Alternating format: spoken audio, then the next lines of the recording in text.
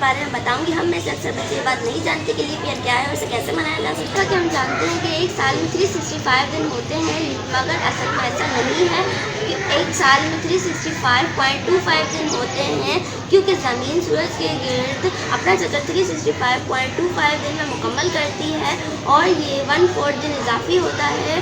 اور کیونکہ فروری میں ایک دن کم ہوتا ہے، اس لیے ہم اس دن کو فروری میں شامل کر دیتے ہیں اور وہ ہر چوتھے سال فروری میں 29 ڈیٹ آتی ہے.